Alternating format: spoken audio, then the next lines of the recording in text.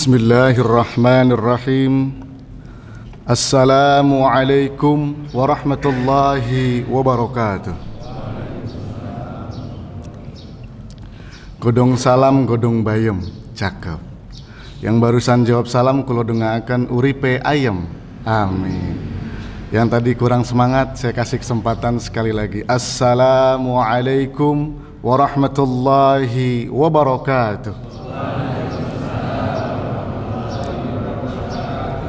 Godong salam ngarepe omae Pak Sutarji, cakep. Yang barusan jawab salam kulo dengakan cepet munggah kaji. Nggak cukup dengan amin, nabung dari sekarang, gitu ya Pak ya. Alhamdulillah. Ibu, Bapak, pripun kabare? Alhamdulillah saya. Mugi-mugi tansah diparingi umur berkah lan bermanfaat. Amin ya rabbal alamin.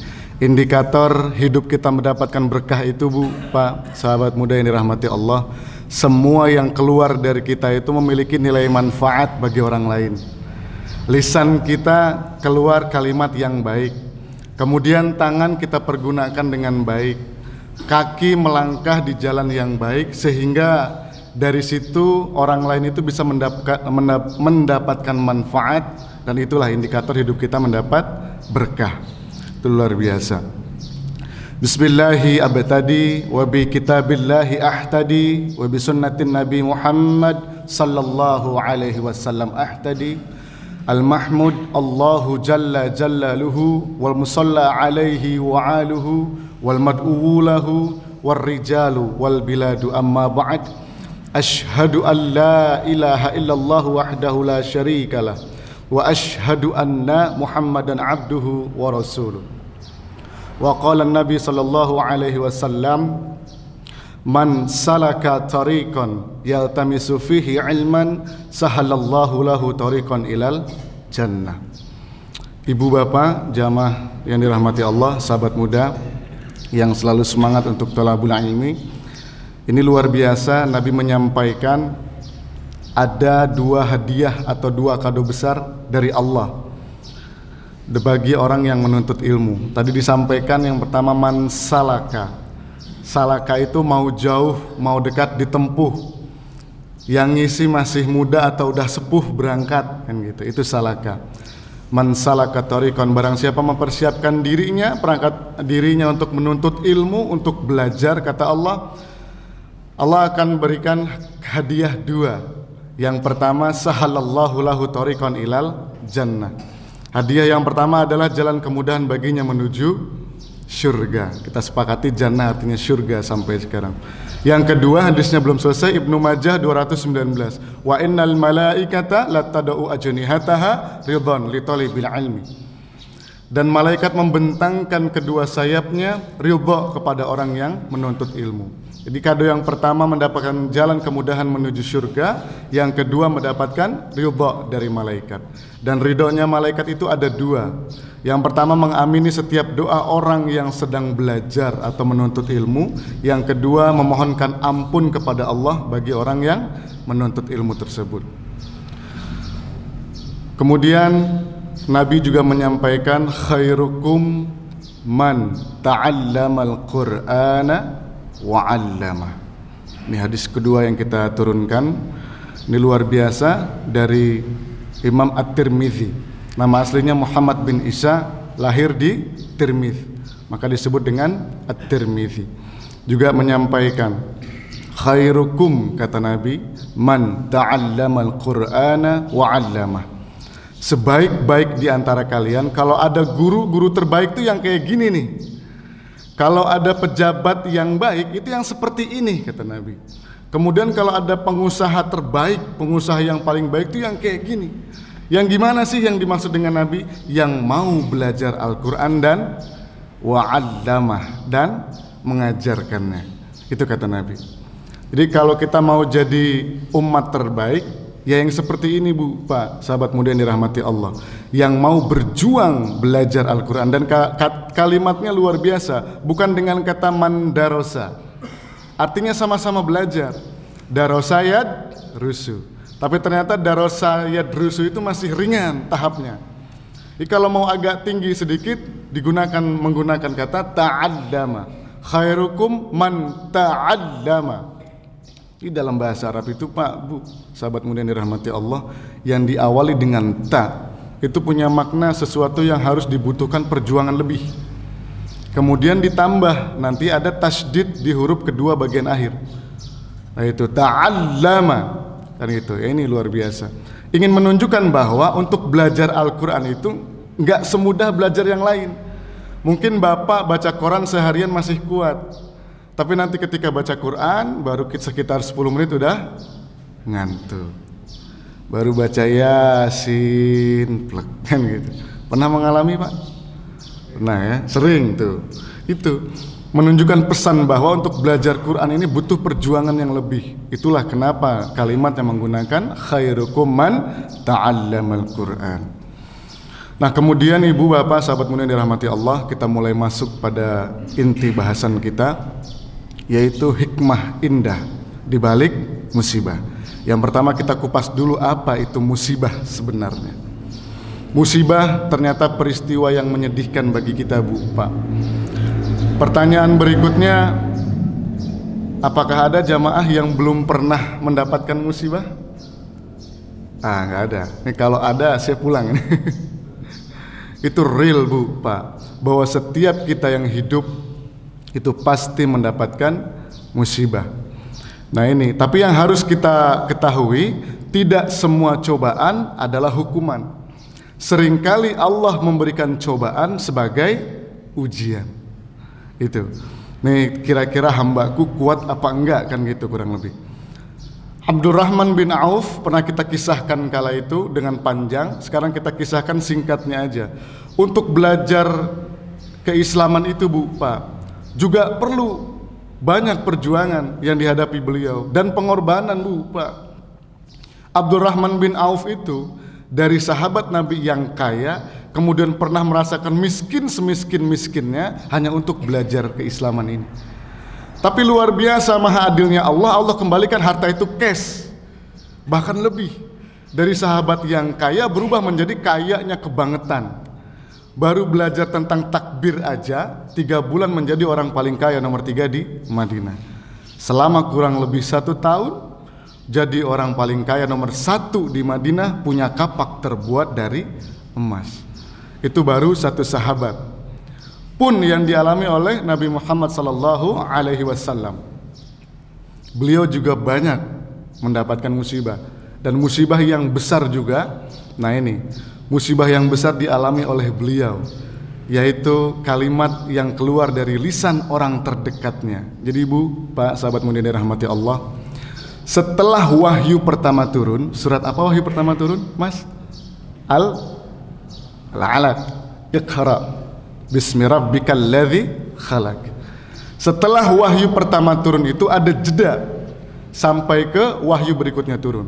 Ini ada pendapat 40 hari jedanya. Kemudian ada yang berpendapat 3 bulan. Yang paling panjang, paling jauh pendapat mengatakan 3 tahun jedanya. Ini ingin menunjukkan hikmah. Yang pertama, kalau kita mau belajar sesuatu itu dalami dulu, pahami dulu sampai benar. Nah, baru kemudian Nabi itu bolak-balik dari rumah beliau ke Gua Hiro itu. Singkat kisah, pernah suatu siang memutuskan untuk pulang. Ini agaknya belum ada wahyu turun, sudah pulang. Nah ketika pulang di pertengahan perjalanan itu, tiba-tiba ada suara yang memanggil nama beliau, Muhammad. Nah ini ada di kisah hadis riwayat Bukhari nomor 4924. Nanti kalau penasaran dengan hadisnya, agak panjang sedikit. Nah itu mengisahkan di tengah perjalanan itu ada yang memanggil beliau, Muhammad. Tengok kanan kiri nggak ada orang. Ketika nengok ke atas, beliau melihat sosok yang sangat besar luar biasa. Kana yakunu bainas sama'i wal ard, kata beliau. Seakan-akan seperti duduk antara langit dan bumi. Kemudian faraibtu minhu, aku merasa takut, akhirnya segera pulang. Kemudian sampai di rumah beliau, menyampaikan kepada Sayyidah Khadijah, zambiluni zambiluni, di riwayat lain dathiruni dathiruni, selimuti aku selimuti aku. Kemudian baru setelah itu turun wahyu berikutnya, yaitu surat Al-Mudaththir, ya ayyuhal mudaththir, qum fa'anzir wa rabbaka fakabbir. Ini hikmah yang kedua, bahwa dari wahyu yang kedua turun ini menyampaikan sudah waktunya bagi Nabi untuk dakwah secara terang-terangan. Kemudian kita percepat, setelah wahyu kedua ini turun, Nabi menunggu wahyu berikutnya.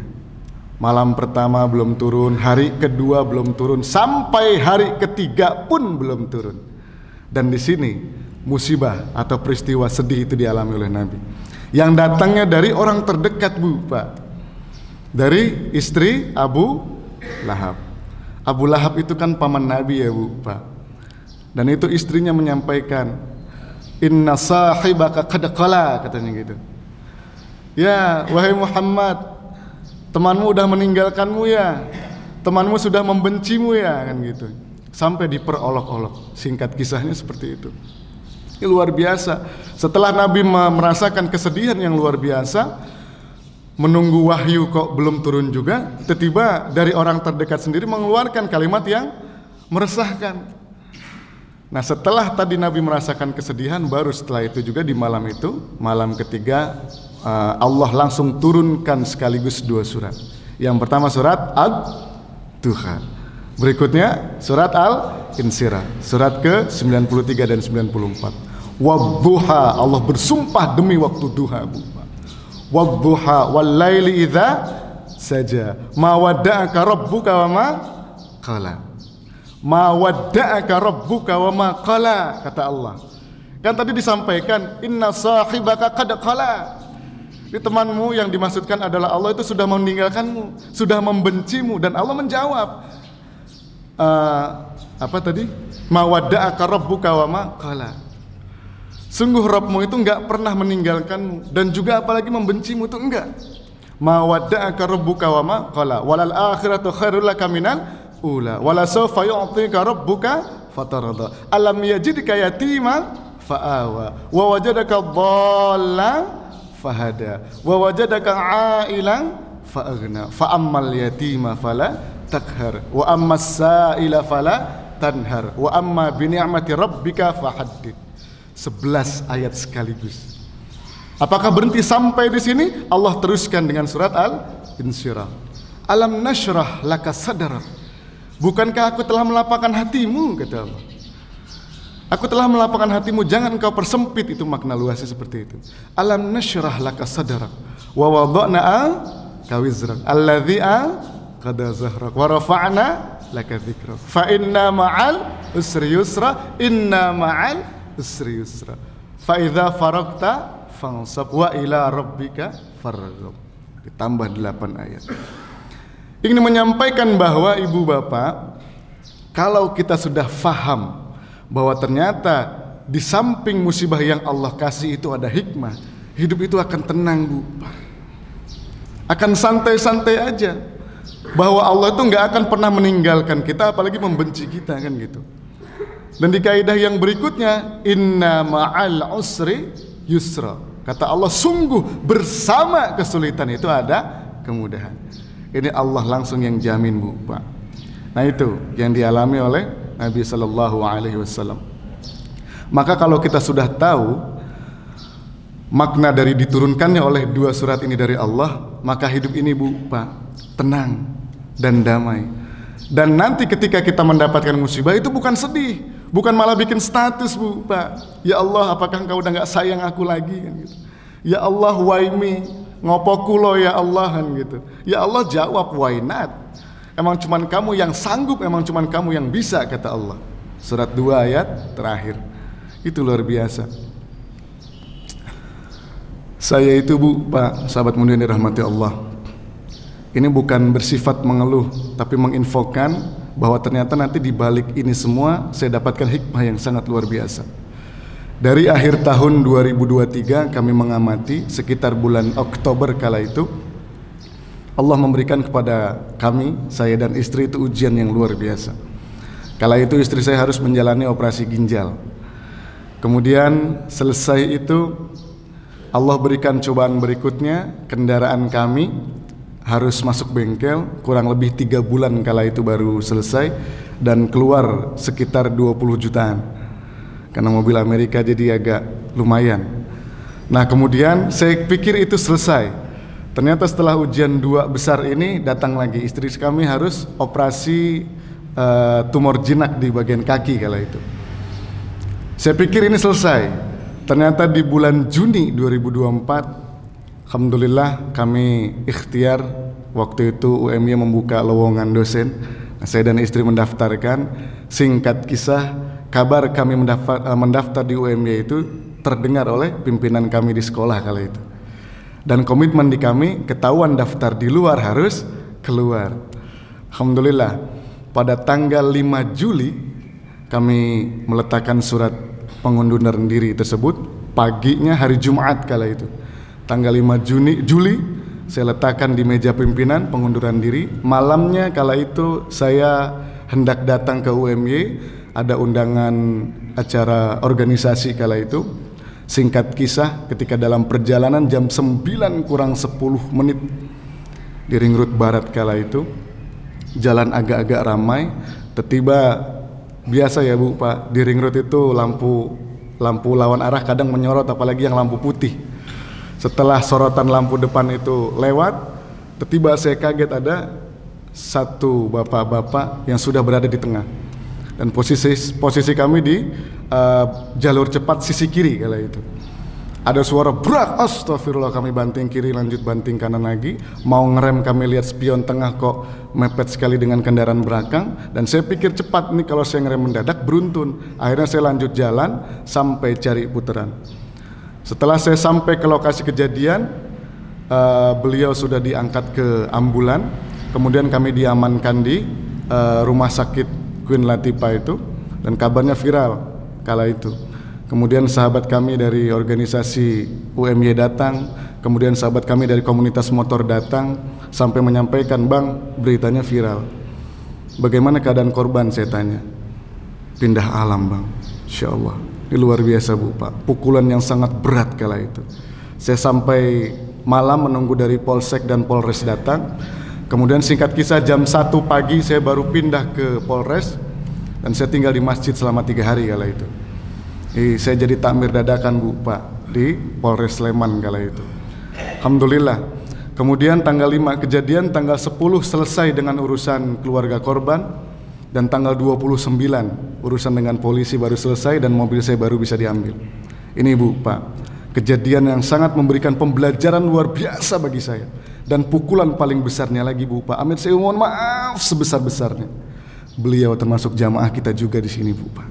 Maka kita doakan almarhum mendapatkan tempat yang layak di sisi Allah, dan Allah ampuni dosa-dosanya. Amin ya rabbal alamin. Saya pikir setelah itu selesai Bu Pak. Sepekan setelah kejadian ini selesai, saya dapat kabar bapak mertua saya harus masuk rumah sakit. Dan beritanya sampai sekarang ini masih rawat jalan di rumah. Itu Bu Pak. Dari kejadian yang luar biasa ini, poinnya, kenapa kok sampai detik ini kami masih bisa tegar berdiri? Karena kami belajar Bu Pak. Kami belajar. Dan dari pembelajaran itu kami akhirnya mendapatkan pengetahuan bahwa ternyata memang benar hidup ini berbanding lurus dengan persoalan, dan persoalan itu pasti berbanding lurus dengan kemampuan seseorang. Kan kata Allah bilang, "Hambaku, kalau kamu sedang ditimpa musibah, terima dulu ya dengan sabar. Baru habis itu sempurnakan dengan salat. Wasta'inu bis sabri was salah." Itu kata Allah Bu Pak. Bukan kata kami. Kalau engkau ditimpa musibah, terima dulu dengan sabar, baru habis itu sempurnakan dengan salat. Karena kata Allah di kaidah lain, karena mustahil hambaku akan aku berikan ujian melebihi batas kemampuannya. La yukallifullahu nafsan illa wus'aha. Itu kata Allah. Dan hikmahnya Bu Pak, banyak hikmah dari kejadian yang panjang dan luar biasa yang kami alami sampai detik ini. Namun 3 poin terbesar. Yang pertama, alhamdulillah Allah berikan kemudahan bagi saya untuk lanjut studi Bu Pak, untuk lanjut talabul ilmi tadi itu. Karena memang saya sampaikan waktu itu 2020 kami selesai di bangku magister. Saya sampaikan kepada Abi Umi, ini kelihatannya nampaknya udah cukup nih sampai di sini aja. Kata kedua orang tua saya, agaknya belum. Kita itu datang dari Bogor ke kota pendidikan dalam misi pendidikan dan dakwah. Kalau bisa lanjut terus. Kemudian abang saya, ini udah seperti abang sendiri, dosen UII, beliau menyampaikan, Ada kunci-kunci yang akan engkau dapatkan setelah engkau selesai di bangku program doktor tersebut. Sehingga saya semangat lagi, Bu, Pak. Dan alhamdulillah ini kami sudah mulai belajar lagi, dan dalam proses belajar tersebut Allah berikan kemudahan-kemudahan, Bu, Pak. Dari sisi keuangan untuk membayar, Allah berikan kemudahan. Mendapatkan teman yang solidnya luar biasa. Ini intinya banyak kemudahan bagi kami untuk thalabul ilmi lagi itu, untuk menuntut ilmu. Yang kedua, di bidang usaha kami, karena selain di dunia pendidikan kami juga bergerak di bidang aksesoris motor. Nah itu, kami kan juga hobi motoran ya, Bu, Pak. Nah itu, di bidang aksesoris motor kami yang sejak akhir 2021 itu turun terjun payung, alhamdulillah, Bu, Pak. Allah izinkan belakangan ini itu naik lagi. Itu usaha kami mulai bangkit lagi tuh di bidang aksesoris motor tadi itu. Itu. Kemudian yang ketiga, nah ini sinau bareng. Nah yang seperti ini saya nggak pernah bahasakan, ngisi pengajian bukan, tapi sinau bareng. Nah ternyata panggilan untuk sinau bareng itu luar biasa, makin deres, Bu, Pak. Bahkan sampai sahabat kami di Jakarta, ini kalau dipanggil ke Jakarta mau nggak ya? Ya saya sampaikan asal pas aja, pas waktunya, pas saya kosong dan pas yang lainnya kan gitu. Ini berangkat itu, Bu, Pak. Itu hikmah yang kami dapatkan. Nah kemudian dari hikmah tersebut, nah ini bagian terakhir ya, Bu, Pak. Bagian terakhir, setelah kita tahu hikmah indah di balik musibah. Yang tadi kan kami tanya, pernah nggak Ibu Bapak ada nggak di sini yang tidak mendapatkan musibah? Agaknya nggak ada. Semua pasti pernah mendapatkan musibah. Dan garis besarnya, jangan selalu anggap cobaan itu sebagai hukuman. Seringkali Allah berikan kepada kita cobaan sebagai ujian. Maka kalau kita tahu rumusnya dari 2 surat tadi minimal, harusnya kita ketika Allah berikan cobaan itu sedih atau bahagia, Bu, Pak? Bahagia. Alhamdulillah, berarti Allah sedang sayang sama saya. Tapi jangan sengaja mencari masalah. Nah, ini beda. Itu ya, Bu, Pak. Nah ini, kalau mau handal, kalau mau lebih handal lagi dalam menghadapi ujian, ya belajar. Nah ini bagian penutupnya. Kalau mau lebih handal menghadapi ujian, ya belajar. Itulah saking pentingnya belajar, sampai-sampai Imam Asy-Syafi'i menyampaikan, man arada dunya fa'alaihi bil ilmi. Itu kata beliau. Bahkan luar biasa, wahyu yang pertama turun apa tadi bunyinya? Iqra. Bacalah. Karena dengan membaca itu akan membuka gerbang keilmuan. Yang kemudian dari belajar itu kita pastikan kita paham. Ciri seorang muslim itu, Bu, Pak, ciri orang yang beriman, dia tidak akan pulang dari majelis ilmu kecuali dia faham dari apa yang dipelajari. Saya ulangi, ciri orang yang beriman itu, dia tidak akan pulang dari majelis ilmu kecuali ia faham dari materi apa yang dipelajari. Maka jangan sampai nanti misalnya sudah keluar dari sini sambil sarapan, eleng ra mau materi ini apa? Oh ingat, apa tadi tentang apa? Musibah, kan gitu. Ayatnya apa? Lali, kan gitu. Nah itu ciri orang yang beriman, tidak akan pulang dari majelis ilmu kecuali ia faham. Nah kemudian Imam Asy-Syafi'i melanjutkan, waman aradal akhirah fa'alaihi bil ilmi. Maka harus dengan ilmu juga kalau mau berhasil sampai nanti ke kampung akhirat. Kalau bukan dengan ilmu, Bu, Pak, bagaimana kita bisa tahu jumlah rakaat salat? Itu, Bu, Pak, kalau orang nggak belajar, orang itu salat subuh bisa jadi 4 rakaat kalau nggak belajar. Kemudian dengan belajar pula, dengan menuntut ilmu pula, kita akan tahu zakat itu disalurkannya kemana. Pun tahu juga tentang akidah misalnya. Nah ini penting banget. Jangan sampai misalnya akidah kita tergoyah hanya diiming-imingi dengan mie instan sekardus misalnya. Jangan sampai akidah kita goyah, Ibu, anak panjenengan itu boleh kerja di tempat saya, gajinya nanti besar, tapi syaratnya nggak boleh pakai jilbab. Nah ini, kalau akidah kita kuat, mudah kita nolak. Oh, kalau gitu cekap semanten matur nuwun, saya cari tempat kerja yang lain aja. Tapi kalau akidahnya masih goyah, Bu, Pak, berapa kira-kira gajinya? 10 juta, kurang, tambahin 20 juta, oke. Dok, besok kerja di tempat bapak ini, lepas jilbab, nggak apa-apa. Nanti yang nebus dosanya bapak atau ibu misalnya. Nah ini yang bahaya ya, Bu, Pak. Nah kemudian ini terakhir, betul-betul terakhir bagian penutupnya, mumpung ini masih di rasa-rasa maulid Nabi. Masih di fase maulid Nabi. Yang benar itu maulid atau maulud, Pak? Maulud. Pak, yang betul maulid atau maulud, Pak? Wah, lebih memilih tenang, cari aman. Kita harus tahu dulu, Bu, Pak. Maulid itu waktu kejadiannya. Waktu kejadian kelahiran Nabi, itulah disebut dengan maulid. Maulud itu nabinya yang lahir. Maka kalau nanti ada yang mempersoalkan maulid Nabi, ada yang bertentangan dengan maulid Nabi, berarti dia bertentangan dengan kelahiran Nabi tersebut. Dan kalau ada orang yang bertentangan dengan maulud Nabi, ia langsung bertentangan dengan Allah dan Nabinya. Nabi lahir ya lahir, apa yang disoal kan gitu. Itu maulid dan maulud. Nah, singkat aja, Allah menyampaikan lewat Nabi ada 4 kalau mau sukses belajar di dunia sampai nanti ke akhirat. Yang pertama, alladzina idza dzukirallahu wajilat qulubuhum. Orang yang bakal sukses itu bahagia di dunia sampai nanti ke akhirat, ia yang ada getaran iman dalam dirinya. Jadi perintah Allah ketika disebut asma Allah, diperdengarkan panggilan dari Allah, hadirkan getaran iman.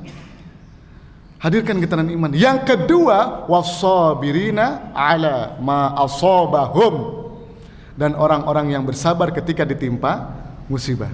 Perintahnya berarti, hai hambaku, ketika engkau sedang aku berikan cobaan, sabarnya ditampakkan, sabarnya dimunculkan, ditinggikan sabarnya. Yang ketiga, wal muqimis salat, dan orang-orang yang mendirikan salat. Berarti perintahnya, hai hambaku, kalau salat-salatmu masih bolong, sering ketinggalan zuhurnya atau subuhnya, itu dilengkapi, diperbaiki. Wal muqimus salat. Yang terakhir, wa mimma razaqnahum yunfiqun. Dan dari apa-apa yang telah kami rezekikan kepada mereka, mereka menginfakkan. Infak, Bu, Pak. Anfaqa yunfiku. Ada harta yang masuk, ada rezeki yang masuk kepada kita, kita keluarkan sebagian. Itu infak. Makanya tadi itu kan ada tuh setelah sholat kotak infak yang bergilir. Yang dicari bukan nominalnya tapi keikhlasannya. Nah, makanya perbaiki infaknya. Yang mungkin kemarin sudah infak kita abu-abu, hari ini kita perbaiki warna kuning. Kalau sekarang sudah kuning, besok diganti berubah menjadi biru, boleh. Setelah biru besok kita tingkatkan menjadi hijau. Oh, langsung merah. Setelah hijau nanti setelah biru tadi ya, biru langsung lompat berarti ya, ungunya ketinggalan, nggak apa-apa. Setelah biru langsung merah. Kata Allah, perbaiki infaknya, maka akan aku perbaiki rezekimu. Nah, jadi kita singkatkan. Yang pertama apa tadi, Bu, Pak? Ketika diperdengarkan asma Allah atau miss call dari Allah, panggilan dari Allah, tampilkan getaran iman. Yang kedua, ketika Allah berikan cobaan, hadirkan kesabaran. Yang ketiga, kalau sholatnya masih belum sempurna, maka sempurnakan. Yang keempat, kalau infaknya masih biasa-biasa aja, maka disempurnakan. Ini ada di surat Al-Hajj ayat 35. Begitu Ibu, Bapak, sahabat mulia yang dirahmati Allah yang bisa kami sampaikan. Ini sudah hampir 30 menit.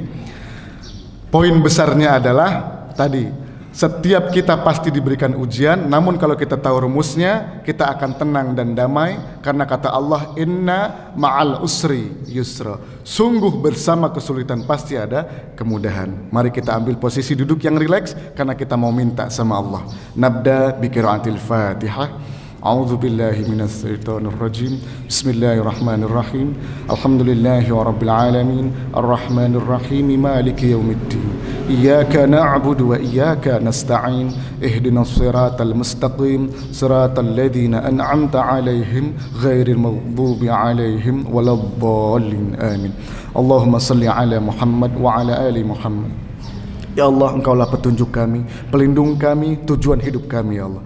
Kami duduk simpuh di hadapan Engkau, bermohon ya Allah, kiranya Engkau ridho untuk memberikan kepada kami umur yang berkah dan bermanfaat ya Allah. Minimal bermanfaat untuk sekitar kami ya Allah. Ya Allah, untuk kedua orang tua kami, pasangan-pasangan kami, guru-guru kami dan pendahulu-pendahulu kami, tolong berikan kehidupan mulia bagi mereka ya Allah di dunia dan di akhirat-Mu kelak, sehingga bisa bagi mereka untuk duduk bersama para nabi-Mu di jannah-Mu kelak ya Allah. Ya Allah ya Rahman ya Rahim, untuk keluarga saudara-saudari kami di Palestina sana, tolong ya Allah berikan kemerdekaan bagi mereka ya Allah. Yakinkan kepada mereka bahwa wafat mereka adalah syahid ya Allah, sehingga mereka mendambakan hal tersebut. Ampuni kami yang masih sibuk dengan pekerjaan kami ya Allah. Maafkan kami yang masih sibuk dengan kesibukan kami ya Allah. Kiranya Engkau mengampuni dosa-dosa kami. Ya sami'a kulli saud wa ya sabiqa kulli faud wa ya kasiyal izamil ahman wa min surha ba'dal maut. As'aluka bi asma'ikal izam wa bismikal akbari mahzunil maknun alladhi lam yatali' alaihi ahadun minal makhluqin. Wahai zat yang maha mendengar apapun yang tidak bisa didengar hambanya, wahai zat yang maha melihat apapun yang tidak bisa dilihat makhluknya, wahai zat yang menyatukan tulang dengan daging kemudian memisahkannya kembali setelah mati, kami mohon ya Allah dengan Rabb-Mu yang agung, ijabahlah semua doa-doa kami ya Allah, dan ampunilah semua dosa-dosa kami ya Allah. Engkau perintahkan kepada kami untuk minta, sekarang kami datang ya Allah, kami minta kepada Engkau. Ya Allah, jika ada jamaah di masjid ini yang sedang gelisah, maka jangan Kau izinkan pulang kecuali Engkau tenangkan hatinya ya Allah. Ya Allah, jika ada jamaah di masjid ini yang sedang sakit, maka jangan Kau izinkan pulang kecuali Engkau sembuhkan sakitnya ya Allah. Ya Allah, jika ada jamaah di masjid ini yang punya banyak dosa, maka jangan Kau izinkan pulang kecuali Engkau ampuni dosa-dosanya ya Allah. Kami makhluk-Mu yang lemah ya Allah, ijabahlah semua doa-doa kami dan ampunilah semua dosa-dosa kami ya Allah. Allahumma la sahla illa ma ja'altahu sahla wa anta taj'alul hazna idza syi'ta sahla. Allahumma bika asbahna wa bika amsayna wa bika nahya wa bika namutu wa ilaikal masir. Asbahna wa asbaha mulku lillahi walhamdulillahi la syarika lah. Lahul mulku wa lahul hamdu wa huwa ala kulli syai'in qadir.